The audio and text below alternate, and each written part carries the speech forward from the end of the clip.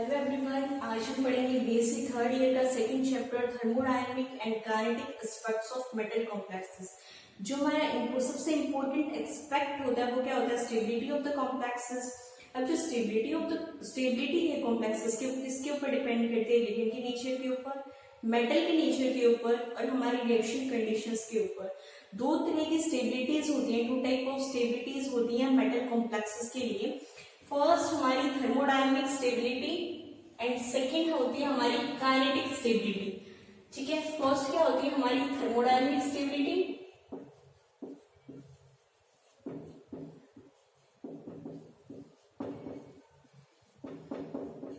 और सेकंड होती है हमारी kinetic stability.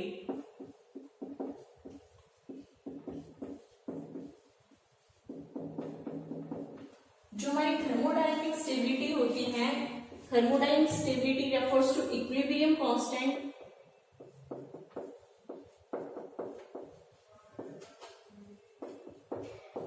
and deals with bond energies,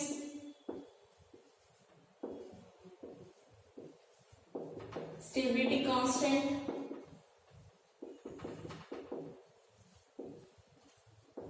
and redox potential।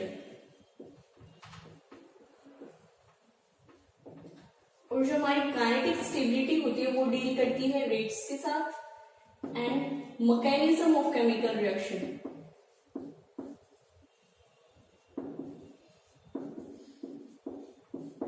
जो हमारी फर्स्ट हम पढ़ेंगे thermodynamic stability.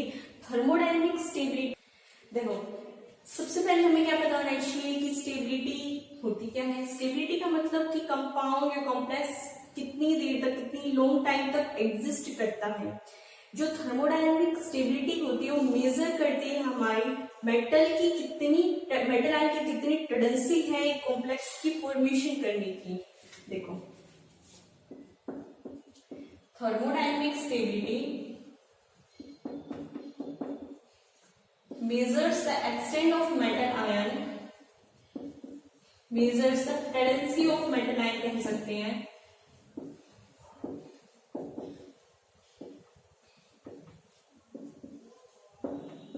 to form a particular complex ion।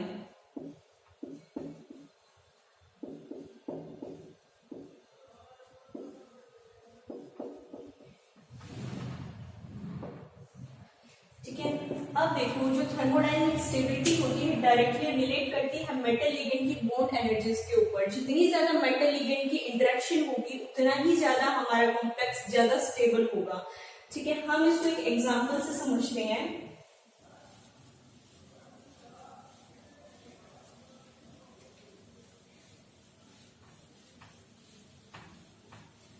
देखो, एग्जांपल से समझते हैं इसको अच्छे से। कॉपर हमारा मेटल है, 2 पॉजिटिव 4 अमीन। हमारे प्रोडक्ट की फॉर्मेशन होगी, कॉम्प्लेक्स की फॉर्मेशन होगी कॉपर NH3 4 2 पॉजिटिव। देखो, अब हम निकालेंगे इसका इक्विलिब्रियम कांस्टेंट। ये नोटेशन देता है, नोटेशन के लिए इक्विलिब्रियम कांस्टेंट की। इक्विलिब्रियम कांस्टेंट हम कैसे निकालते हैं? Concentration of product divide by concentration of reactant.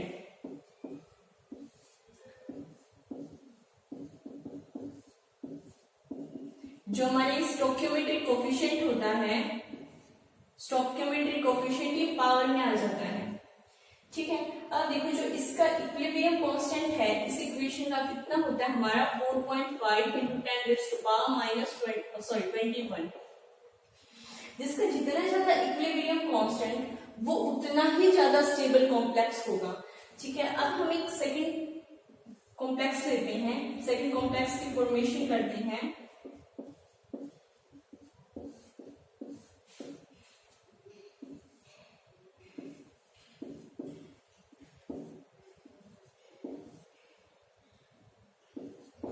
अब देखो इसकी नेमिंग कैसे करेंगे हम?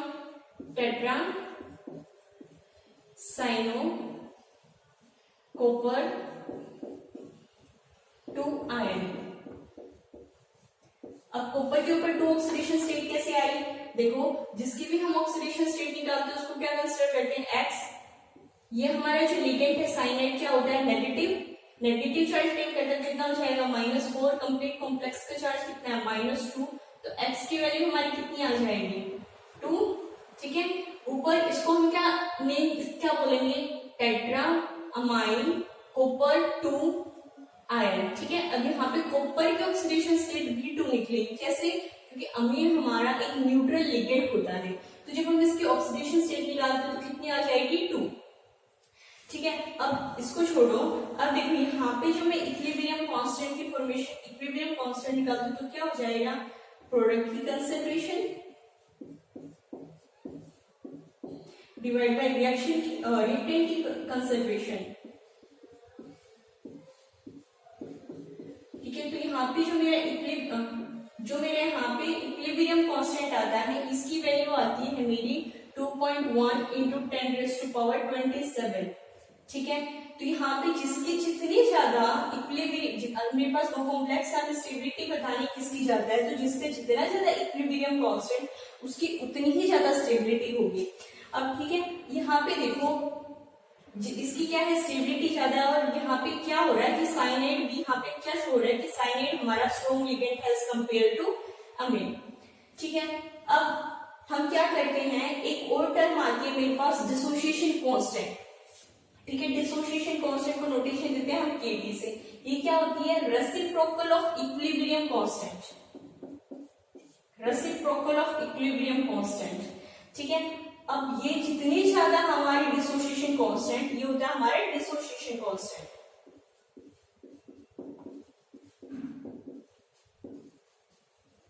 जितना ज्यादा हमारा डिसोसिएशन कांस्टेंट उतना ही कॉम्प्लेक्स हमारा कम स्टेबल होगा।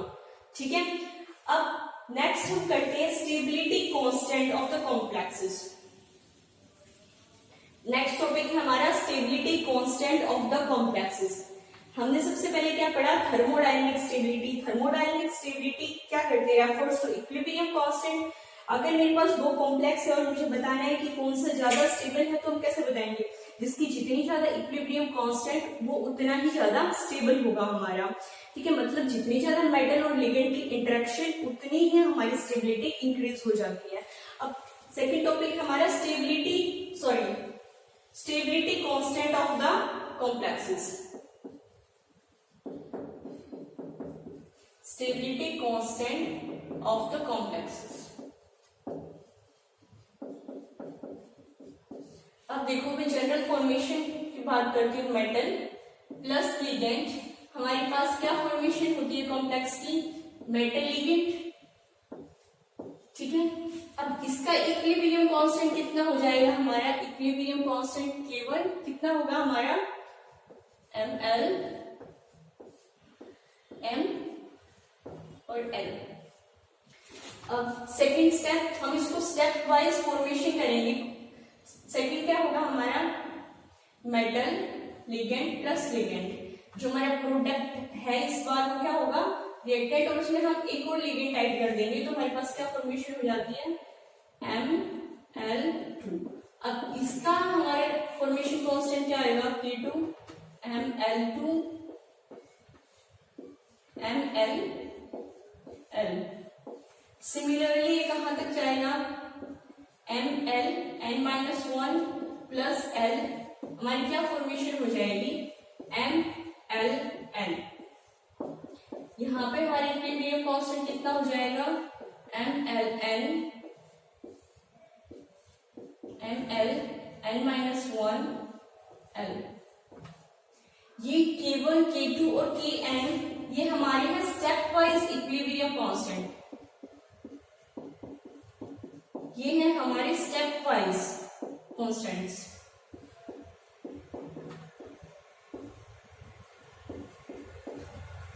देखो, अब अगर मैं इनकी स्टेबिलिटी की बात करूं कि इनमें से कौन सा ज्यादा स्टेबल है हमारा, तो उसको हम कैसे देखेंगे? देखो, फर्स्टली हमें इसकी जो ऑर्डर होता है वो डिक्रीजिंग ऑर्डर होता है, मतलब K1 की ज्यादा, K2 अप टू Kn। इसका क्या रीजन होता है?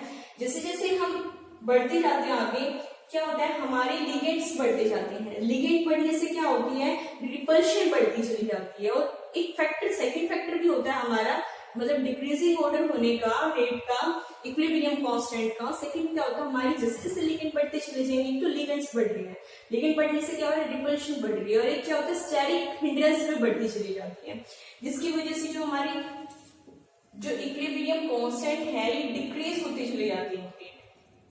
अब देखो, ये तो थी हमारी स्टेप वाइज कांस्टेंट। इसको एक और वे से हम कर सकते हैं एक्सप्रेस। सेकंड क्या होता है हमारा, क्यूमुलेटिव या फिर overall step wise constant, overall stability constant. Second वे क्या होती है हमारी, ओवरऑल स्टेबिलिटी कांस्टेंट। हम कैसे करेंगे, देखो m plus L, first step तो हमारा सेम होगा, क्या फॉर्मेशन हो जाती है हमारी ml। इस बार हम नोटेशन देंगे बीटा से कांस्टेंट की, कितना हो जाएगा हमारा ml।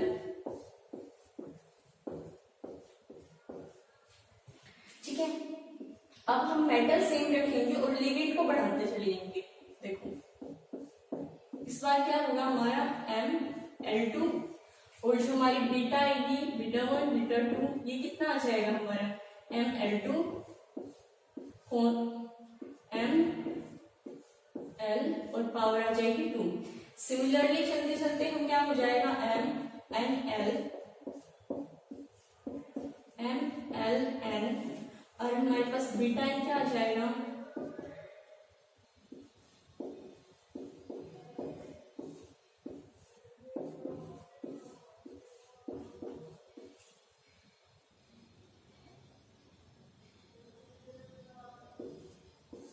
अब देखो ये जो बीटा 1 बीटा 2 और beta 3 up to beta n, ये क्या होते हैं हमारे ओवरऑल स्टेबिलिटी कांस्टेंट।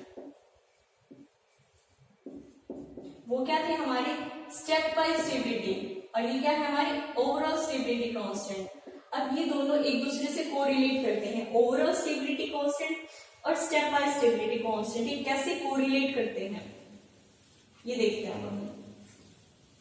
देखो सपोज कर लो मैं बीटा 3 लेती हूँ, बीटा 3 को हम क्या लिख सकते हैं, ml3 ml3, ये है क्या हमारा स्टेप ओवरऑल स्टेबिलिटी कांस्टेंट। ठीक है, थर्ड स्टेप का। अब इसको मान लो अगर मैं मल्टीप्लाई और डिवाइड कर दूं, ml और ml2 से मल्टीप्लाई और डिवाइड कर दूं तो हमारा कुछ फर्क नहीं पड़ेगा। हम रिलेशन निकाल रहे हैं, relation between the step wise stability constant and overall stability constant. ठीक है, हम क्या करें, रिलेशन निकाल रहे हैं यहाँ पे, तो हम मल्टीप्लाई और डिवाइड कर देंगे सेम टर्म से। ठीक है, अब इसको कैसे करेंगे, देखो ml कितना हो जाएगा हमारा, डिवाइड बाय ml इंटू में ml2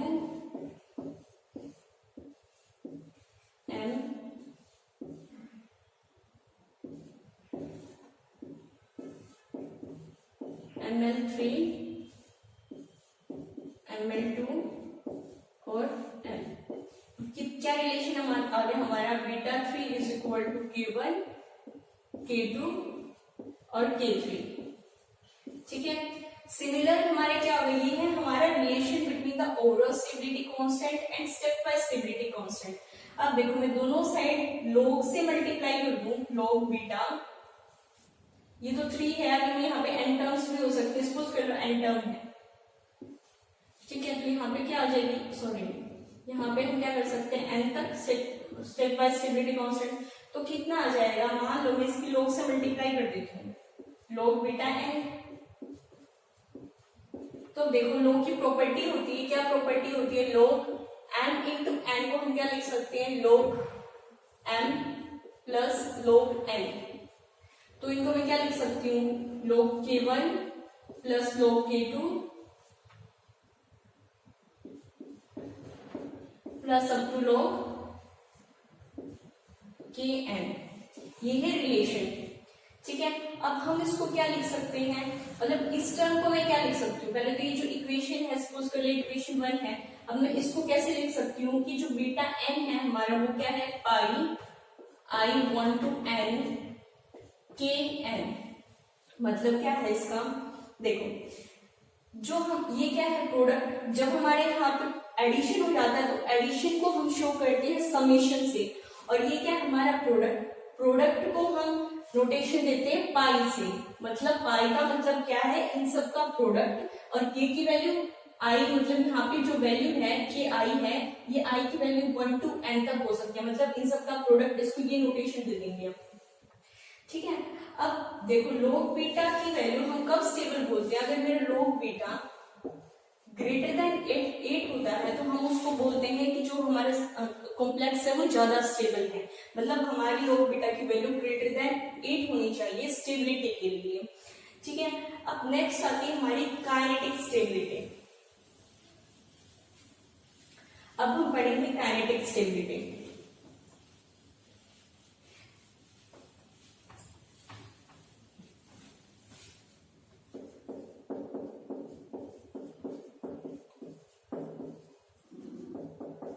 काइनेटिक स्टेबिलिटी में हमारी दो टर्म्स आती हैं, ठीक है, एक वर्ड होता है, दो वर्ड आते हैं हमारे मेन, एक इनर्ट और एक होता है लिबार्ड, ठीक है।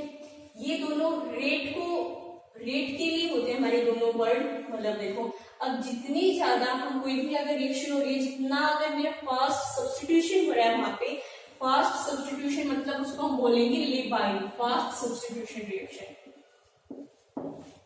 और इनर्ट में क्या होता है हमारा स्लो सब्स्टिट्यूशन। अब देखो मैं एग्जांपल से समझाती हूँ इनर्ट और लिबाइल को। देखो मान लो मेरे पास कोई भी कॉम्प्लेक्स है, सपोज कर लो मेरे पास कॉम्प्लेक्स है कॉपर अमोनिया 3,6, ठीक है, ये मेरे पास कोई भी कॉम्प्लेक्स है, अगर मेरे पास मतलब MLN है, अगर मेरे पास एक और लिगेंड आ जाता है वाटर, ठीक है, ये फास्टली सब्स्टिट्यूट कर देगा इसके एक लिगेंड को, तो हमारे पास कॉम्प्लेक्स क्या आ जाएगा कॉपर अमोनिया 5 और वाटर, मतलब फास्टली सब्स्टिट्यूट हो जाता है, तो ये क्या होगा हमारा लेबाइल। अगर मेरा सब्स्टिट्यूशन नहीं होता है या फिर स्लो होता है तो उसको हम क्या बोलते हैं इनर्ट। ये दो वर्ड हमारी रेट के लिए होते हैं, मतलब अगर मेरा फास्ट सब्स्टिट्यूशन होता है किसी भी कॉम्प्लेक्स में लिगेंड का तो उसको क्या बोलेंगे लेबाइल, और स्लो सब्स्टिट्यूशन उसको बोलते हैं हम इनर्ट। देखो हमने दो चीजें पढ़ी हैं, एक हमने पढ़ा थर्मोडायनेमिक स्टेबिलिटी, एक हमने पढ़ा काइनेटिक स्टेबिलिटी। थर्मोडायनेमिक स्टेबिलिटी में हमने क्या पढ़ा, thermodynamic stability refers to equilibrium constant. Thermodynamic stability ये बताती है कि जितनी ज्यादा मेटल और लिगेंड की इंटरेक्शन होगी उतनी ही ज्यादा हमारी स्टेबिलिटी होगी कॉम्प्लेक्स की। हमने एग्जांपल से पढ़ा कि जिसके जितना ज्यादा इक्विलिब्रियम कांस्टेंट उसकी उतनी ही ज्यादा थर्मोडायनेमिक स्टेबिलिटी होगी, ठीक है। सेकंड पॉइंट हमने क्या पढ़ा था, स्टेबिलिटी कांस्टेंट निकालना। स्टेबिलिटी कांस्टेंट में हमने दो टाइप से हमारे कॉम्प्लेक्स की फॉर्मेशन की, फर्स्ट हमने स्टेप वाइज से किया, सेकंड हमने ओवरऑल स्टेबिलिटी कांस्टेंट निकाला। स्टेप वाइज में हमने क्या किया था कि मेटल क्या था हमारा वरी कर रहा था और लिगेंड सेम चल रहे थे, ठीक है, मतलब मेटल चेंज हो, मतलब क्या था कि मेटल लिगेंड हमने स्टेप वाइज में क्या किया था, स्टेप वाइज में हमने क्या किया था कि लिगेंड को सेम रखा था और यहाँ पे हमारी चेंज करते चले थे हम Ml2, ठीक है। अब यहाँ से हमने क्या निकाला स्टेप वाइज स्टेबिलिटी कांस्टेंट, और स्टेप वाइज स्टेबिलिटी कांस्टेंट में हमने देखा जो हमारी रेट है कांस्टेंट्स की वो डिक्रीज हो जाती है। डिक्रीज होने का रीजन क्या होता है कि हमारे लिगेंड्स बढ़ते चले जाते हैं, जैसे जैसे लिगेंड बढ़ते चले जाएंगे लिगेंड में रिपल्शन बढ़ जाती है, रिपल्शन बढ़ने की वजह से रेट क्या हो जाती है कम हो जाती है कांस्टेंट्स के। या फिर ये भी कह सकते हैं कि अगर सेकंड फैक्टर ये हो सकता है कि हमारी जब लिगेंड बढ़ते जा रहे हैं, लिगेंड आ रही है हर स्टेप में लिगेंड बढ़ते जा रहे हैं, लिगेंड बढ़ते जा रहे हैं तो स्टेरिक हिंड्रेंस बढ़ती जा रही है जिसकी वजह से हमारी जो स्टेबिलिटी कांस्टेंट की रेट है वो डिक्रीज हो जाती है। सेकंड हमने कॉम्प्लेक्स की फॉर्मेशन की ओवरऑल स्टेबिलिटी कांस्टेंट से। ओवरऑल स्टेबिलिटी कांस्टेंट में हमने क्या देखा कि जो हमारा मेटल होता है ओवरऑल स्टेबिलिटी कांस्टेंट में हम मेटल सेम रखते हैं, मतलब हर स्टेप में मेटल एक ही होता है, और यहाँ पे हमारी लिगेंड बढ़ा देते हैं। स्टार्टिंग में L था, फिर हमारे 2L थे, फिर हमारे 3L थे, ये था हमारी ओवरऑल स्टेबिलिटी कॉम्प्लेक्स की फॉर्मेशन की थी हमने ओवरऑल स्टेबिलिटी कांस्टेंट। अब फिर हमने पढ़ा इन दोनों का रिलेशन क्या होता है, ओवरऑल स्टेबिलिटी कांस्टेंट का और स्टेप वाइज स्टेबिलिटी कांस्टेंट का हमने रिलेशन पढ़ा क्या होता है। रिलेशन क्या होता है हमारा, log beta is equal to log k1 plus log k2 plus log k3, और ये k1 k2 क्या थे हमारे स्टेप वाइज स्टेबिलिटी कांस्टेंट, और ये बीटा क्या था हमारा ओवरऑल स्टेबिलिटी कांस्टेंट। और हमने पढ़ा कि अगर log बीटा की वैल्यू ग्रेटर देन 8 आ जाती है तो हमारे जो कॉम्प्लेक्स होता है हम क्या समझते हैं कि स्टेबल है। फिर हमने पढ़ी काइनेटिक स्टेबिलिटी की दो टर्म्स, काइनेट इनर्ट और लेबाइल। लेबाइल का मतलब क्या होता है हमारा फास्ट सब्स्टिट्यूशन हो जाना लिगेंड का, फास्ट सब्स्टिट्यूशन मतलब लेबाइल और स्लो सब्स्टिट्यूशन मतलब इनर्ट। ठीक है, नेक्स्ट हम पढ़ेंगे factors of acting. Thank you guys.